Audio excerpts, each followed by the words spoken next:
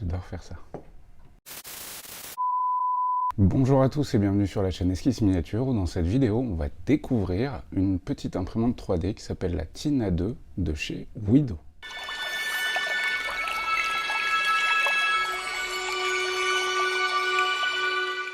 Alors avant d'aller plus loin, c'est une vidéo découverte, c'est-à-dire que je viens à peine de la sortir du carton, je ne l'ai encore pas branchée. Je vais le faire avec vous en fait en vidéo. On va voir ce que ça donne. C'est une imprimante 3D qui coûte 99 € actuellement à Carrefour, je crois, à peu près dans ces prix-là. Donc c'est une imprimante 3D pas chère. Je vous cache pas que moi je vais partir avec beaucoup de mauvais a priori, parce que sur ses caractéristiques techniques, au vu du prix, bon, il y a quelques ressentis négatifs. Après on va voir, ça se trouve c'est une belle surprise. Ce qui est sûr, c'est que, comme d'habitude, je fais des vidéos longtemps après la sortie d'une machine parce que je l'ai testé des heures et des heures. Bah là, c'est pas le cas. Ok, là, c'est un test en sortie de boîte, histoire de voir quelle est la première approche de cette petite machine. Petit détail, dans le carton qui est juste derrière moi, bah, elle est super bien emballée. Que dire de plus? Le mode d'emploi, il est traduit en français. J'ai commencé brièvement à le feuilleter et a priori, il m'a l'air plutôt bien branlé. Ce qui est étonnant pour une machine chinoise ou japonaise. Souvent, les modes d'emploi, c'est un peu freestyle. Bah là, en l'occurrence, il est vraiment traduit en français et il a l'air cool. Et puis, bah, la machine, elle est là. Donc, vous voyez qu'elle n'est pas très grande. Ce qu'on va faire, c'est je vais bientôt changer l'angle de caméra. Elle est pas lourde. Elle doit faire, je sais pas, peut-être 2 kg, 2,5 kg, quelque chose comme ça. Avec, vous avez donc le chargeur, une bobine de filament de 250 grammes. Alors ça, c'est aussi un des trucs qui m'inquiète, mais on va le voir un petit peu après. Bah, c'est que ça, à trouver, c'est plus galère, et puis souvent, c'est plus cher, puisqu'en fait, on paye le plastique de la bobine en elle-même, et à peine le contenu. Et puis, vous avez les différents accessoires qui sont fournis avec. Allez, on passe sur la table, histoire de voir un peu mieux cette machine. Alors, de premier abord, donc là, vous avez un écran, somme toute relativement basique. Je pense que ça, c'est pour naviguer dans l'écran, comme sur les Ender que vous avez connus et que je vous ai déjà présenté. L'endroit où on insère la carte SD, ça j'imagine que c'est un bouton reset, mais je suis sûr de rien. Sur le dessus, vous avez la fente pour faire passer donc le Bowden qui va aller jusque sur le côté, où vous avez donc l'extrudeur, dans lequel on va rentrer le Bowden ensuite, le support à bobine, qui est tout petit, hop, qui se déclipse, voilà, pour tenir une bobine donc de 250 grammes. Du coup, bah, ça pour imprimer des plus gros trucs, mais vous allez voir qu'on est limité par pas mal de choses. Il va falloir le changer pour le mettre, pour faire un support de bobine externe pour accepter les bobines de 1 kg, bien que je pense qu'on peut déjà trouver ça sur le net. Donc l'extrudeur, il est là, c'est un extrudeur standard, plastique assez solide vraisemblablement, à voir à l'usage. Bon, ça c'est une pièce standard, donc ça on pourra la changer au moins. L'extrudeur, on peut le changer aussi a priori, bien qu'à mon avis on va être emmerdé par les pas de vis sur la coque plastique, mais tout ça peut être bidouillable, on verra un petit peu après. La première chose qu'on peut dire, c'est qu'elle est dans un caisson. Elle est dans une espèce de caisson qui n'est pas fermé, mais sur le plan sécuritaire, vous voyez, ils ont rajouté cette barre devant là, qui évite éventuellement aux gamins d'aller mettre leurs doigts sur la buse brûlante. Voilà, donc il y a cet aspect un petit peu sécuritaire. Moi, ça m'emmerde plus qu'autre chose, mais après, dans le cas d'un usage avec des jeunes, pourquoi pas. Je tiens à préciser une chose super importante, si jamais vous craquez que vous allez l'acheter à Carouf. Là, faites super gaffe, à l'intérieur, il y a des cales en carton. Pensez bien à les retirer. Je les avais pas vues au début, et c'est en retournant la machine un peu dans tous les sens que j'ai constaté qu'il y avait des cartons, des cales. Donc retirez-les bien, puisque c'est le corps de chauffe ici, hein, donc c'est dangereux. Sur le plan technique, on a un tout petit plateau de 10 cm de côté, et on peut monter jusqu'à 10 cm de hauteur, donc on n'a vraiment pas grand chose en surface. C'est un plateau, tout ce qu'il y a de plus standard, donc vous voyez, en fait c'est rien de plus qu'une plaque aimantée adhésive, et dessus ils mettent cette espèce de bulle tac temporaire, parce que ça, on va pas se mentir, ça va s'arracher au bout de quelques fois. On dirait un peu du scotch de masquage de peinture quand on fait des travaux. Donc c'est aimanté, on peut le remettre sur le plateau. Le plateau qui n'est pas chauffant. Ça, c'est un point important, et pour moi, négatif, en tout cas de premier abord. Ça pue un peu de cette histoire que ce soit pas un plateau chauffant. On va voir comment elle s'en sort malgré tout. Point important, c'est des rails linéaires de partout. Donc ça, par contre, c'est plutôt une bonne chose. Rails linéaires en bas, rails linéaires sur l'axe principal du chariot. Donc il n'y aura pas de changement de pneumatique, entre guillemets, à faire sur les mouvements du chariot ou du plateau, puisque c'est sur rails linéaires. Ensuite, on a un seul axe, enfin un seul moteur sur le Z, tout simplement, puisqu'on voit qu'il n'y a qu'une seule tige filetée. Par contre, c'est maintenu des deux côtés, puisque vous avez deux rails linéaires, un à droite et donc un à gauche. Au niveau de la tête d'impression, je ne peux pas vous dire grand-chose parce qu'on la voit très mal, voire pas. Ce qui est sûr, c'est que ça a l'air d'être quelque chose de tout à fait standard, avec une buse en 0.4. Et vous avez un BL Touch, donc l'équivalent d'un BL Touch qui est livré avec. Donc c'est un détecteur magnétique qui va détecter la hauteur du plateau pour faire a priori un ajustement du Z de manière automatique. Parce que comme vous pouvez le voir, il n'y a aucun réglage possible sur le Z. Il n'y a pas de molette sous le plateau, il est fixe, il est vraiment fixé sur ses rails. Il n'y a aucun réglage possible sur le Z, donc on va croiser les doigts pour qu'elle ne déconne pas sur son réglage Z et qu'il y ait une bonne accroche, etc. Donc ça aussi pour moi c'est des points très très flippants. Encore une fois, on ne va pas critiquer avant d'avoir essayé. Voilà. Sous la machine, tiens j'ai pas regardé, on a le moteur M4 du Z et on a le moteur M4 du plateau. Voilà, tout simplement. On voit qu'il y a quand même la courroie d'entraînement ici, donc éventuellement elle peut être changée. Sur ce côté-là, on a le port USB, si on veut la connecter directement à un ordinateur, ainsi que le port électrique. Et à l'arrière, rien de spécial, en dehors de pas grand-chose. Voilà. Donc ce que je vous propose, c'est qu'on va tester tout ça. Là, je vous dis, elle est vraiment sortie de carton. Je n'ai encore pas branché une seule fois. On va voir ce que ça donne. Ce que je vais faire, c'est que je vais quand même vous montrer brièvement le manuel. Donc là, vous avez une petite feuille de démarrage rapide. Donc vous voyez, elle était vraiment très très bien emballée, donc ça c'est cool. Vous avez tout le contenu du carton, comme dans la plupart des notices. Et ici, en fait, c'est très simple. En premier lieu, il va falloir charger le filament. En second lieu, on peut insérer la carte SD pour lancer un test d'impression, puisqu'il y en a qui sont déjà chargés dans la carte. Et on va faire ces tests-là comme un utilisateur lambda. Peut-être que si j'ai le temps, on la poussera un petit peu plus, si elle s'en sort déjà sur les premiers prints. Donc là, j'ai déballé un petit peu le bordel. Alors, il y a un tube PTFE de rechange.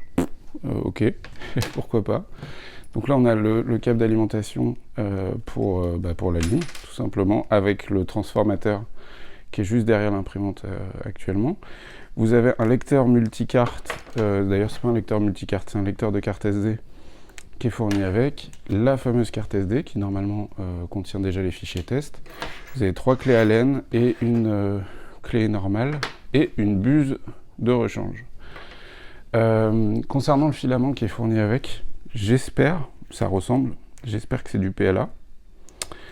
J'espère que c'est du PLA parce qu'il n'y a rien de noté nulle part, en dehors de la bobine en elle-même, qui elle est notée en ABS.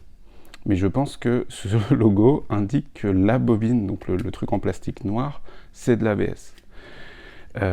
Et je pense bien que ce filament-là est en PLA, même si je vous cache pas que j'ai un doute parce que je le trouve très lisse. Bon, ce qui est sûr, c'est qu'en ABS, ce serait vachement compliqué d'imprimer sans plateau chauffant. Point important, il n'y a pas de pince qui est fournie avec, c'est un détail, mais du coup, la découpe de votre fil, prenez une pince et n'oubliez pas de l'incliner biseauté, de le couper biseauté, ce sera plus facile pour le rentrer dans le PTFE, etc. Ensuite, on va insérer la bobine. Alors, on serait dans ce sens-là, c'est cool parce que vous voyez là, il y a le petit logo qui est indiqué juste là. Donc, la bobine part vers le haut, on va la rentrer, j'imagine par ici, on la voit passer entre les deux roues crantées. Hop, ça remonte ici et ça ressort bien là. Donc là, je la repars un petit peu en arrière, juste histoire de le maintenir. Je prends mon tube PTFE et je vais l'insérer là-dedans. Alors bizarre, on tire le petit truc noir vers le haut, histoire que ça bloque bien le tube PTFE. Par contre, on n'a pas de cale. Souvent, il y a des petites cales à glisser ici pour être sûr que ça bouge pas et que le tube PTFE tient bien. Et ensuite, hop, je vais pousser le filament à l'intérieur. Alors on va voir, c'est un peu, des fois, c'est un peu galère. Il n'arrive pas à attraper. Et là, c'est le cas. Alors quand c'est comme ça, je remets un petit coup pour vraiment tailler en pointe. Hop, histoire d'attraper plus facilement l'intérieur du tuyau. Voilà. Hop. Donc on pousse à l'intérieur jusqu'à ce qu'on sente que ça bloque. Voilà, donc là ça bloque, ça veut dire que le fil est bien passé dans tout le tube PTFE et qui tape dans la buse qui actuellement est froide. Ensuite on retourne la machine et puis on va la brancher. Donc le port alimentation il est là, on a le transfo juste là, hop.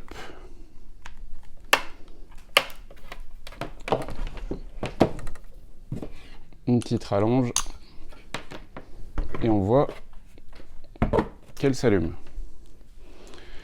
Donc là j'ai un écran bleu qui m'indique Widow, bienvenue. Elle est bruyante déjà. Donc bienvenue, continuez. Bon, on va faire ce qu'il y a décrit. Charger le filament, continuer. Donc là, la buse est en train de chauffer. On voit qu'on a un résumé de la température juste là. E1, c'est pour extrudeur 1. Il n'y a qu'un extrudeur.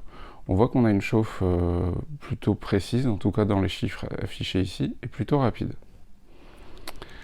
Moi, je vous dis, j'ai mes principales inquiétudes là pendant que ça chauffe. Plateau non chauffant. Aucun réglage possible sur le Z. Tout ça, ça me fait un petit peu peur. On va voir malgré tout comment elle s'en sort.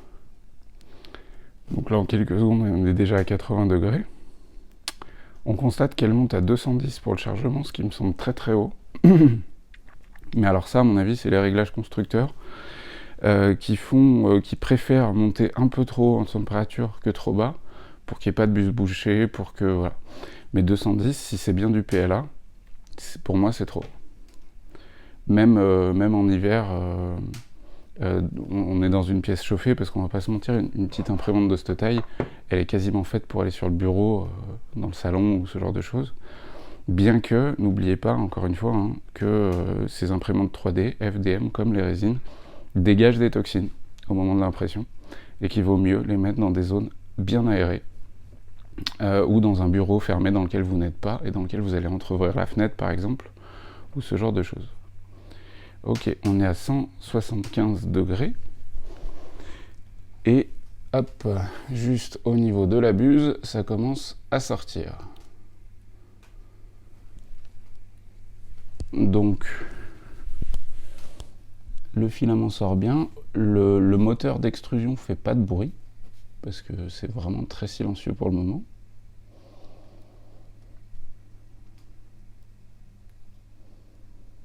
Donc là, il va me sortir quelques centimètres. On est à 205 degrés sur le haut. On a un petit bip. Alors là, il me dit insérer le filament et presser le bouton pour continuer. Donc mon filament était déjà inséré. Hop. Ok, donc là, on a une extrusion bien plus rapide.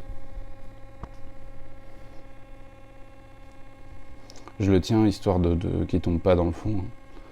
Parce que ça, avec l'intérieur à nettoyer, ça va être un peu chiant.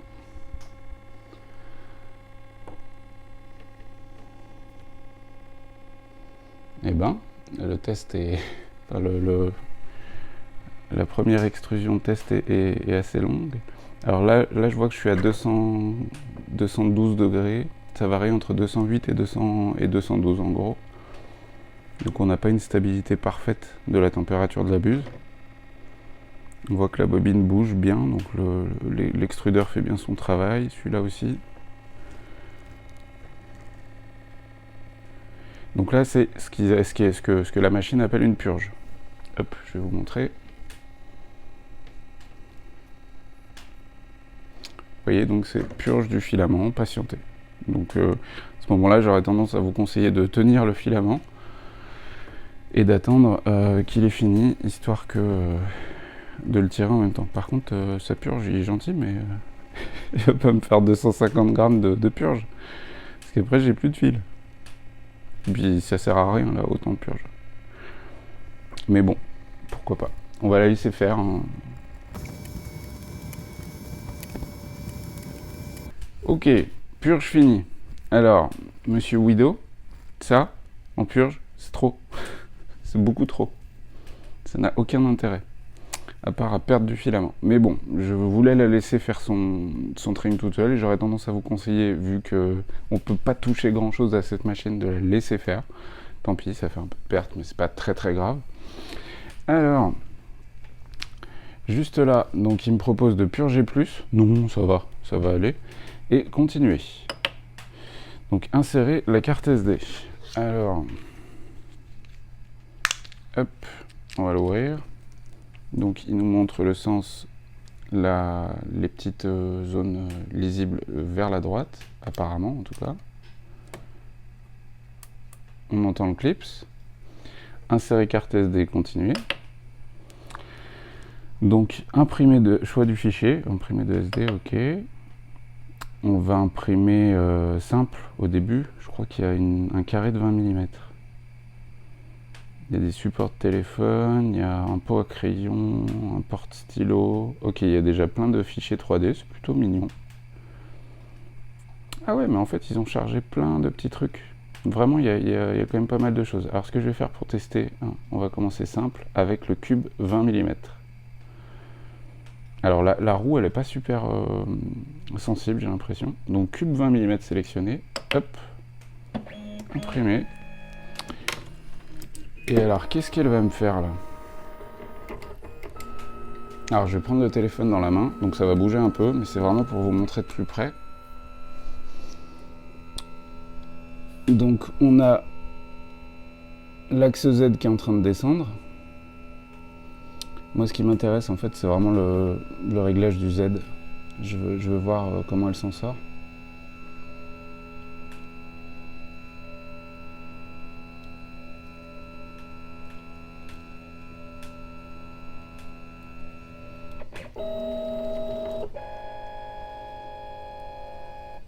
Donc on a le Bell Touch qui vient de faire un point rouge en haut. Je sais pas si vous voyez, hop, petit point rouge. Donc en fait là il est en train de détecter la hauteur la plus adéquate. Elle est bruyante quand même. Hein.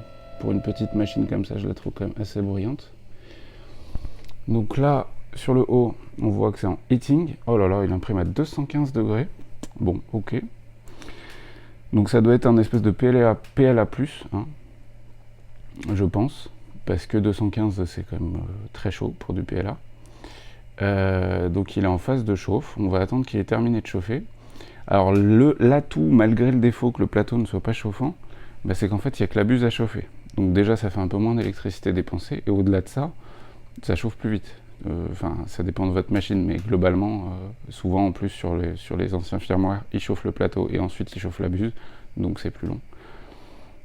Hop, on attend d'être à 215. Encore une fois, hein, c'est vraiment un test sortie de boîte. Je verrai après si on peut modifier certains trucs, parce que peut-être qu'elle mérite, et j'en sais rien du tout. Et puis on va voir, donc là elle est à 215. On va voir comment il s'en sort pour ses premières couches. Est-ce que j'ai une accroche? Et alors là, si ça foire, bah, je vais avoir l'air d'un con. Donc on a une accroche déjà du petit test, enfin de la petite purge. Et j'ai l'impression qu'au niveau du plateau, c'est pas mal. Hein.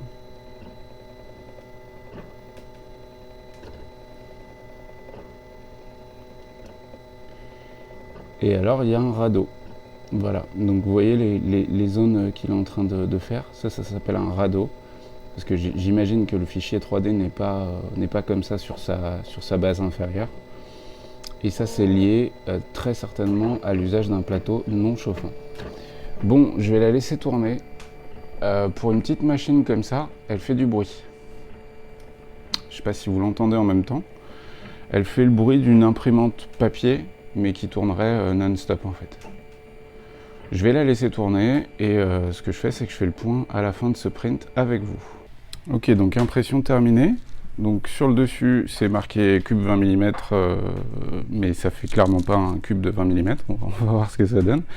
Donc vous avez constaté qu'elle faisait du bruit. Elle a mis 20 minutes à imprimer ça. Ici, là, on touche pas, évidemment, hein, puisque là, c'est encore chaud.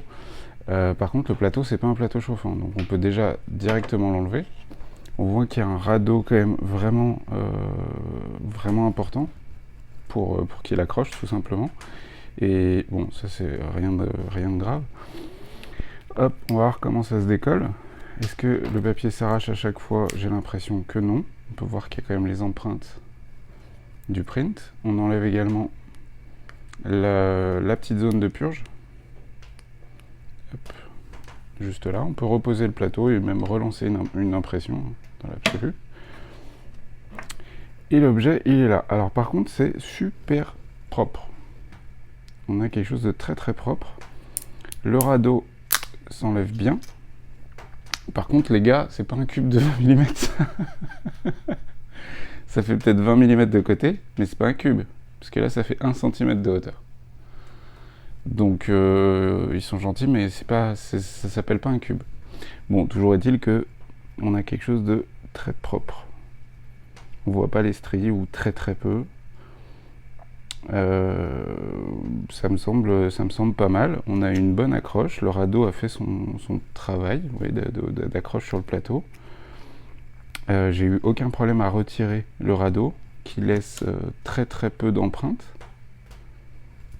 Donc c'est plutôt cool. Ce que je vais faire, c'est que je vais lancer un autre print qui est dans la machine, peut-être un peu plus conséquent, histoire qu'on se rende mieux compte, parce que là c'est un peu obscur. Surtout que c'est pas un putain de cube. Alors deuxième print test, donc là j'ai importé sur le logiciel qui est fourni avec un socle rond, parce que je veux voir comment elle s'en sort sur les zones arrondies. D'ailleurs juste après je vais vous montrer le logiciel propriétaire. Et puis là on va déjà voir comment elle s'en est sortie sur un socle de figurine de 25 mm rond, sans texture, rien, plat, tout simple, histoire de voir comment elle s'en sort. Elle a mis 12 minutes pour sortir le socle. Vous constatez qu'il y a quasiment autant de plastique sur le radeau que sur le socle. Ça c'est un des défauts d'avoir un plateau pas chauffant, c'est qu'on est obligé de mettre un radeau pour l'accroche, quasiment obligé. Et du coup, il y a une perte de plastique assez importante. Hop, donc là c'est tout chaud. Enfin c'est tout chaud, non c'est pas chaud, mais voilà. Mon socle est juste là. Hop, le radeau se décolle sans aucun problème comme le précédent. A priori, on a une marque, mais va falloir le changer de temps en temps, mais rien de bien grave. On va essayer de décoller ça sans arracher le papier. On va essayer de garder le papier le plus longtemps possible. Hop, on peut remettre la plaque. Est-ce qu'on arrive à retirer le radeau? Puisque ça, c'est un fichier que j'ai mis moi, donc dans... Ouais, a priori, les radeaux automatiques sont plutôt bien foutus. Et on a un cercle plutôt cool. Ouais, c'est propre. C'est plutôt propre. On a une gestion de la porte-à-faux qui n'est pas trop dégueu, puisque vous voyez, là c'est l'emplacement de l'aimant 5 mm que je mets sous tous mes socles. Donc écoutez, c'est plutôt concluant hein, pour les ronds, c'est propre, c'est vraiment lisse. Ce que je vais faire, c'est que je vais lancer maintenant un print plus haut, plus gros, histoire de vérifier comment elle s'en sort sur le Z, tout simplement. Et c'est un print qui va durer 1 heure, ça a mis 10 minutes. Et du coup, pendant ce test d'impression là-dessus, d'ailleurs je vais le lancer avec vous. Hop, donc, alors dans le menu, on va sur imprimer de SD. Alors là, c'est un peu chiant, il faut descendre. Donjon porte fermée, c'est une porte de donjon que j'ai sculptée il y a quelques mois, qui est donc un petit peu haute. J'appuie là-dessus. Donc là, il me précise densité, précision 0.2, la machine, ok, imprimé, je peux rien faire d'autre. Je lance l'impression. Donc là, elle fait quelques mouvements. Ensuite, elle va monter en température au niveau de la buse. Il me précise que j'ai 1h19 de print. Là, il est en train de placer La tête a une hauteur acceptable.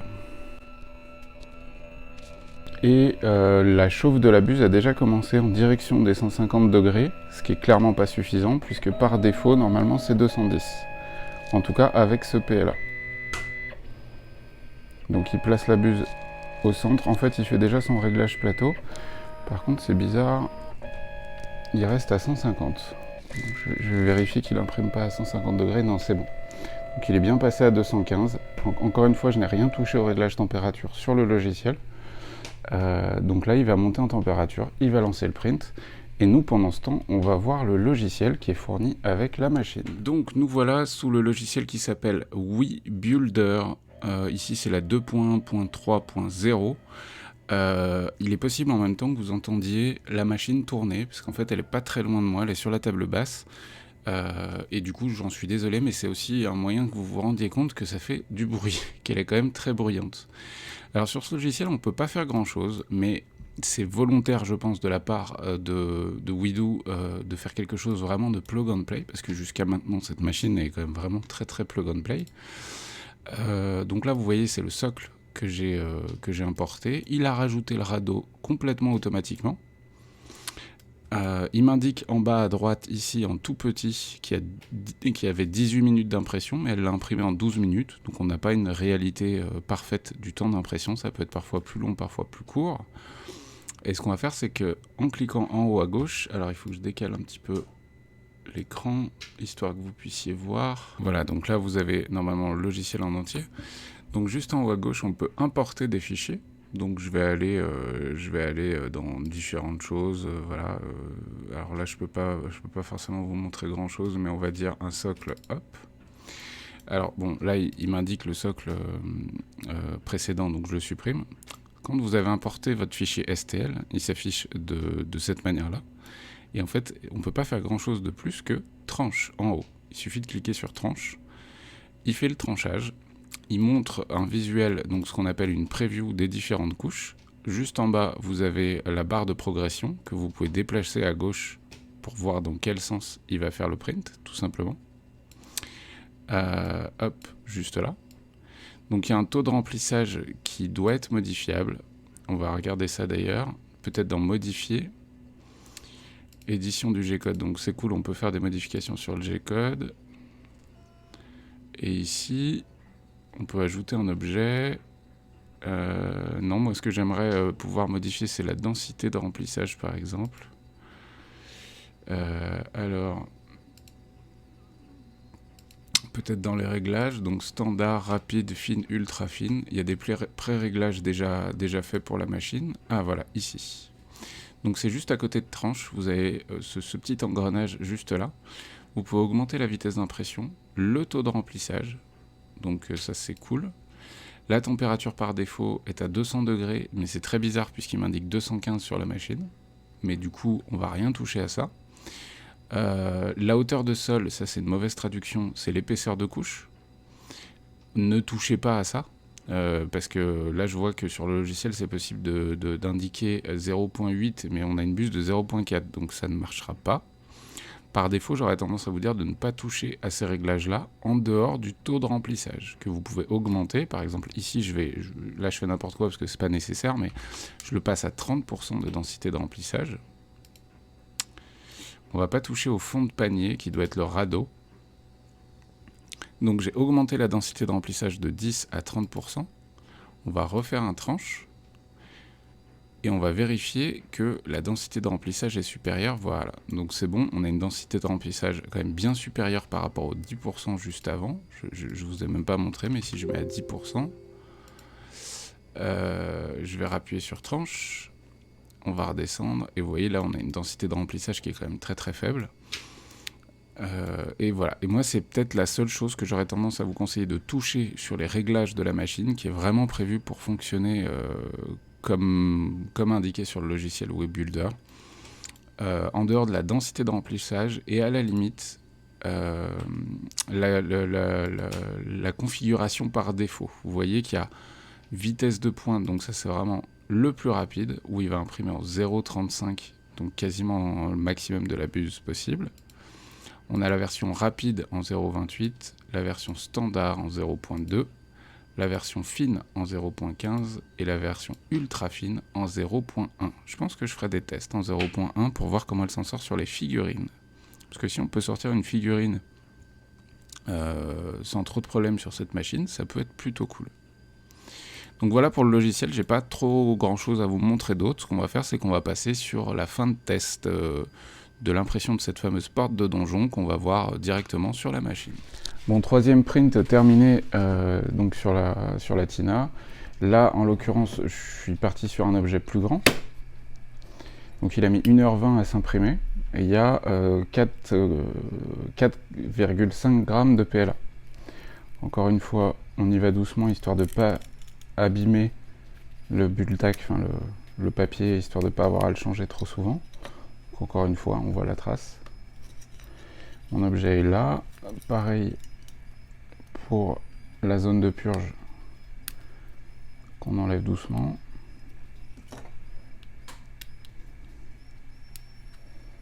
Voilà, je peux le reposer parce que je vais lancer un dernier print dessus, test, enfin un dernier. Donc voilà l'objet. Donc c'est une porte de donjon que j'ai sculptée il y a quelques temps.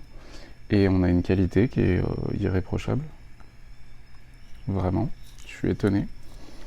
Le radeau, encore une fois, il s'enlève vraiment super bien. Et ça, c'est très cool. On voit les... histoire que vous puissiez comparer, ici c'est imprimé sur une Sidewinder X2. Et on a vraiment la même qualité. Alors là, le rendu n'est pas le même parce que vous voyez bien mieux les détails ici, compte tenu du fait que le filament est argenté. Mais je peux vous dire que c'est vraiment la même chose. J'aurais même presque tendance à dire que c'est un tout petit peu plus propre. Mais est-ce que c'est le PLA blanc qui donne cet aspect-là? Je suis pas sûr. Mais en gros, on est vraiment sur une qualité équivalente. Et voilà, pour le moment, agréablement surpris. Là, ce que je vais faire, c'est que je vais lancer un dernier test, en tout cas dans cette vidéo, de print en ultra fin, donc avec les réglages 0.1, histoire de voir comment elle s'en sort, et on va même imprimer de la figurine, et de la figurine à toute petite échelle, puisque ça va être du 15 mm. Donc, 1 heure de print après, c'est un test donc en 0.1, ce qu'ils appellent le réglage ultra fin. Ici, ce sont des figurines 15 mm, donc je pense que ça va pas être fou, mais je suis quand même étonné. Donc, comme d'hab, on retire le radeau. Alors... donc là, c'est des figurines vraiment de toute petite taille. Je vais voir si le radeau part. Le radeau part. Alors, on voit qu'il y a quand même quelques problèmes de ce qu'on appelle des cheveux d'ange. Donc, entre les différentes figurines. Mais en fait, pour du 15 mm de la toute petite échelle, c'est carrément cool.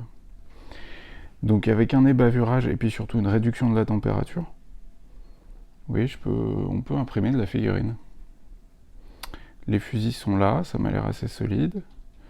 Alors c'est pas de la haute définition, hein, mais pour faire de la masse, pour faire beaucoup de figurines, ça peut être carrément cool. Et là on a un peu moins de 2 grammes de plastique. Donc, en termes de coût de revient, c'est dérisoire. Et donc une barrette comme ça, je l'ai sortie en 1 heure. Bon, concluons sur cette petite imprimante Tina 2. Je sais pas quoi vous dire, parce que je l'ai vraiment testé en direct qu'aujourd'hui. Donc dans l'ensemble, je trouve que on est sur une petite imprimante pas chère qui fait du plug and play, c'est-à-dire que vraiment vous la déballez du carton, vous la branchez, vous mettez le filament et ça marche. En tout cas, c'est ce qui est arrivé de mon côté, quoi. Je suis vraiment étonné là-dessus. Vraiment, je partais avec de très mauvais a priori. Je vous cache pas que je pensais que ça allait être un gadget, vraiment un gadget. Je pense qu'elle a quand même ce côté un petit peu gadget parce que ce qui m'inquiète, en fait, le seul point qui m'inquiète de cette imprimante, c'est les différentes problématiques qu'on peut rencontrer au fur et à mesure des prints. Et en fait, c'est sa durée de vie, tout simplement. Sa durée de vie avec, pas l'impossibilité, mais vraiment très compliqué de changer les pièces. J'ai encore pas eu de bus bouché, mais parce que je l'ai utilisé qu'une journée, donc je ne saurais pas vous dire si c'est quelque chose qui se produit régulièrement. J'aurais juste tendance à vous conseiller d'utiliser un filament PLA et de ne pas prendre de risques sur des matières un peu plus complexes, par exemple le TPU, ce genre de matériaux.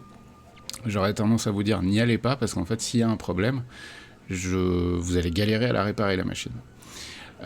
Donc utilisez du PLA simple, voilà, celui qui se chauffe à 200 degrés en gros, quoi. Et normalement, si vous l'utilisez, parce que c'est pas une imprimante qui va vous permettre de faire des prints quotidiennement pour un imprimeur 3D par exemple. Là, on est vraiment sur une petite machine. Je vous cache pas que moi je la trouve en fait un peu sexy. En dehors d'un truc que je le reproche, c'est le bruit. D'ailleurs, peut-être que vous l'entendez tourner pas loin. Je la trouve vraiment très bruyante, vraiment très bruyante. Pour sa taille, elle fait un boucan pas possible. Donc lancer des impressions qui vont être longues, ça va être casse-pied. À part si elle est dans une pièce adéquate. Mais sinon, je la trouve sexy en fait, parce qu'elle tient entre guillemets entre les mains, on peut la tourner pour regarder un petit peu comment ça marche, donc je trouve que c'est une bonne approche finalement à l'impression 3D, parce que c'est du plug and play, donc ça ne décourage pas. Vraiment, on la sort du carton, on la branche, on met le filament, on met la carte SD, on lance les prints. En plus, dans la carte SD, il y a peut-être une trentaine ou une quarantaine de fichiers 3D qui sont déjà fournis avec, du genre des pots à crayon, des conneries, des jouets, des trucs comme ça. Le logiciel est extrêmement simple d'utilisation. On n'est pas sur un Cura qui peut faire peut-être un peu peur aux gens qui débutent.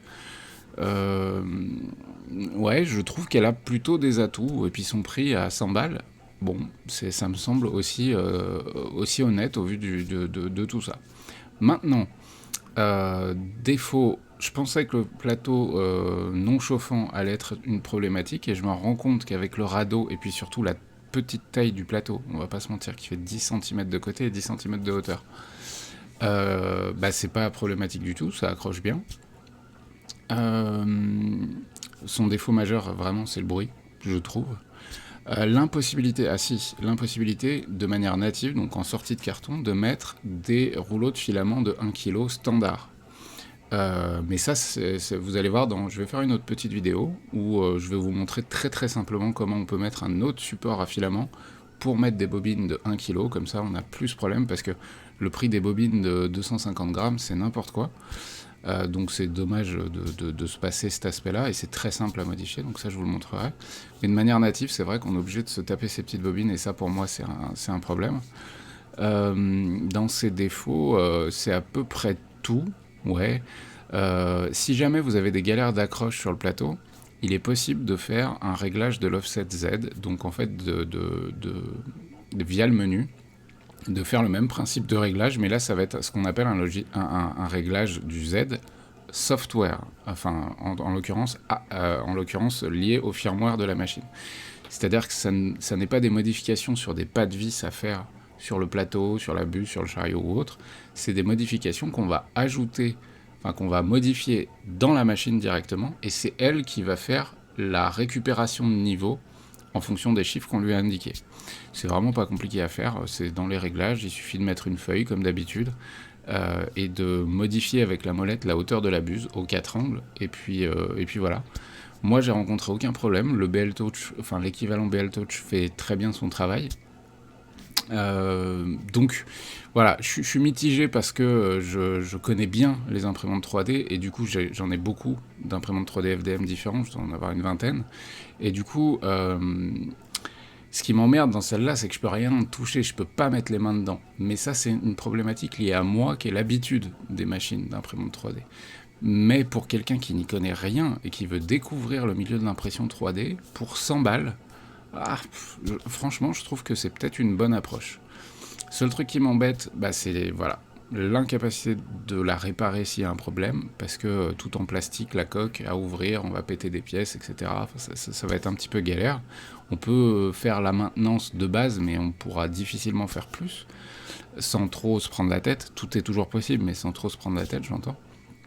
Et du coup, on n'est pas sur une machine jetable, loin de là, mais le jour où il y a un problème, voilà, c'est la problématique que je vois sur cette machine, c'est juste ça, c'est que c'est du plug and play, ça marche très bien, ça marche pas, retour envoyeur, et on en prend une nouvelle, ou on investit dans une autre.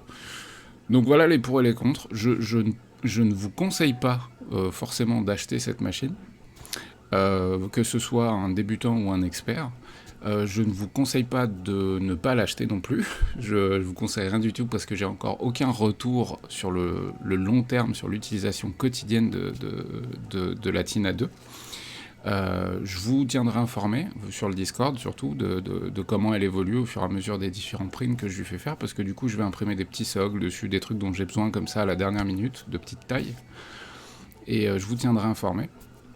Mais voilà, bonne approche, je pense, pour quelqu'un qui n'y connaît absolument rien. Par contre, clairement, si vous avez les moyens, un peu plus les moyens, et que vous voulez quelque chose qui sera beaucoup plus évolutif, avec un plateau beaucoup plus grand, etc., et ben en fait, pour 100 balles de plus, pour le double du prix, donc pour 200 €, vous avez la Wanao D12, la 230.